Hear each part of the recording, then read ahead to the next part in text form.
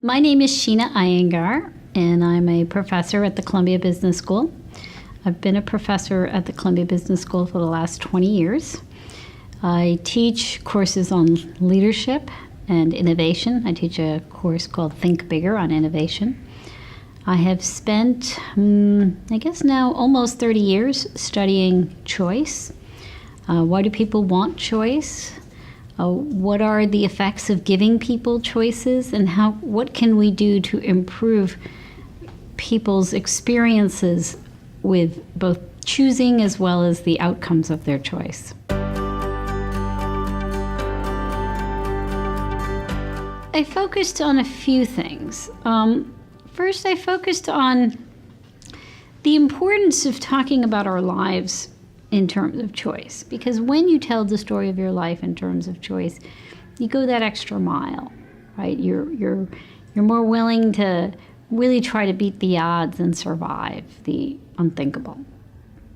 But at the same time, when we have a lot of choice, we can't handle it because we then get mired in all these details, which then distracts us from our larger goals. And I talked about how we end up spending an endless amount of time, for example, comparing and contrasting really minor differences between, say, paint colors. We're also given really monumentally awful choices like, should I kill my loved one, or should I try to hold on to my loved one's life a little longer? So the quantity versus quality of life type decision. And that both kinds of choices can actually cause us harm, right? We shouldn't actually be spending so much time trying to choose the difference between things that really don't matter, like 2 shades of white. We really aren't in a position to ask ourselves, well, how do I judge the worth of somebody that I really love?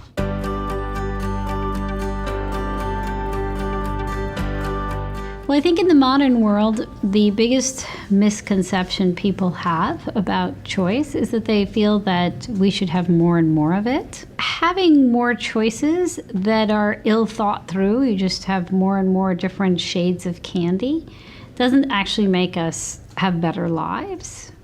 Even though it would feel as if having more choices would give us more opportunity for preference matching, it doesn't happen if each additional choice is like an incrementally different from the one that came before it. So I would say that one big assumption we have is that more choice is better. I think it's more that meaningful choices are better. So much of the power of choice comes from our ability to understand limitations, constraints. And it's when we have an understanding of those limits and constraints that we start to say, you know what, I'm just going to focus on the stuff that matters. And for most of us, when we start focusing on the stuff that really matters, it ends up being the meaningful relationships or the things we know we really like. Those are the things we end up focusing on, and those are the things that actually make us happier.